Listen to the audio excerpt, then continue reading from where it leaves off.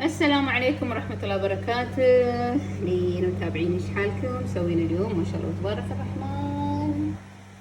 سوينا محشي جدر، محشي بصل، باذنجان، كوسة، ورق عنب، شو بعد يا ربي، فليفلة، كل شيء كل شيء كل شيء.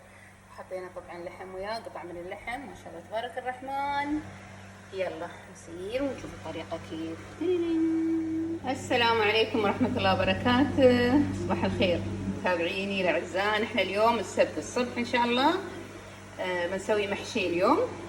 الخضرة اللي موجودة عندك تقدرين تحشينها. عندي فليفلة، كوسة، باذنجان، وعندي بصل أسلقه. أوكي، هني الجدر اللي أنا بصفيه المحشي، حلقات بصل تحت، وبعد عندي بطاط حطيت.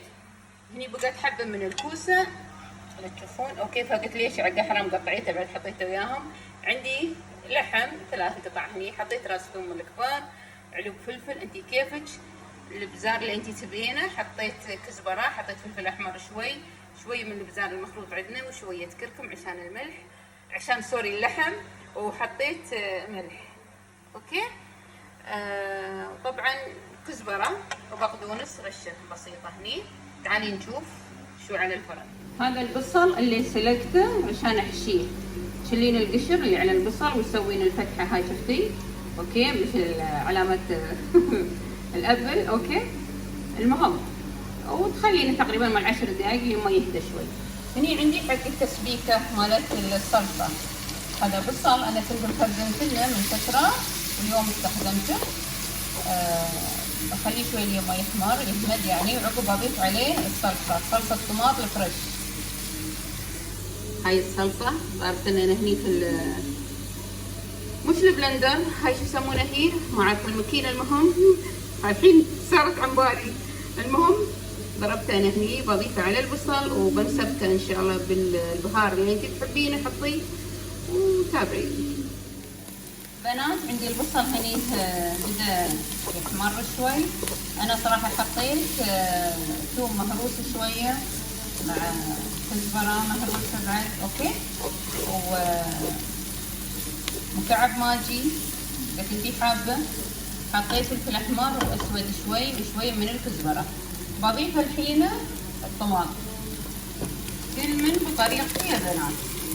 اوكي، احنا عادة ما نسوي شي، بس انا قلت هالمرة بنسوي له تسبيكة ويلا هو بنشوف. اوكي، احط شوية طماط معجون ملعقة وبخليه على نار هادي يتسبك.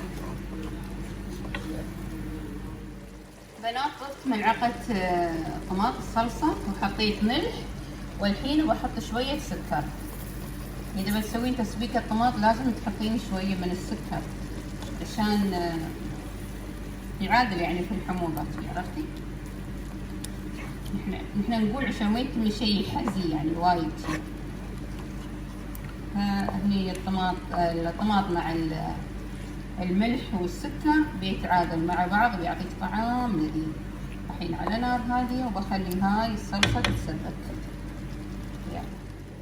بنات الحشوة مالت المحشي طبعا رز مصري، وحطيت انا معجون الكزبرة مع الثوم شوي.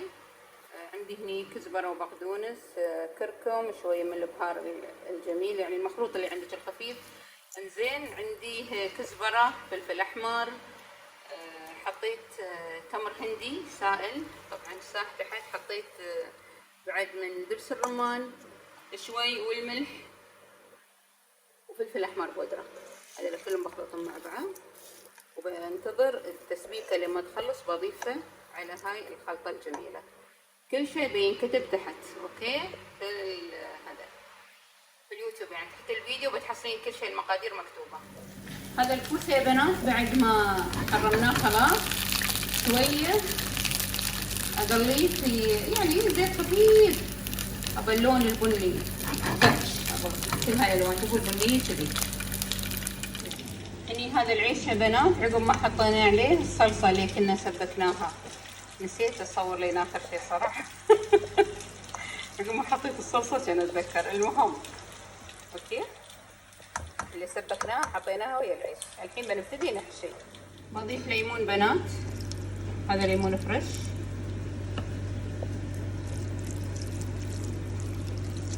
انتي عاد هني شوفي قياس الملح، اوكي، والفلفل انتي تقدرين تعايرين بروحك يعني، فانتبهي لهالنقطة. يلا يا بنات، هذا البصل، اوكي، شوفي يكون شي ناعم، نفتحه بهالطريقة، سهل وايد وسلس. شوفي نحط الحشوة الطيبة اللي انتي مسويتنها هذه هني، اوكي، ونلف رول. البصل لما تسوين محشي وفي بصل يعني لازم يكون البصل تحت. سوري طاح على هذا بنات، خاف مشكلة.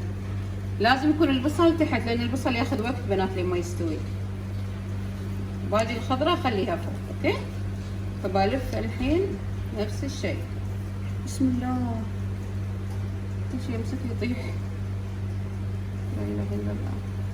شوفي شي لفي كذي، هي بروحها تتسكر، هي بروحها تنتف وياك، اوكي. تكون كذي يعني، ونحطها تحت في الجدر. اي جدر، الجدر هذا ممكن تسوين الجدر اللي نحنا مسوين الحشوة فيه ومرتبينه وكل شيء، اوكي. يلا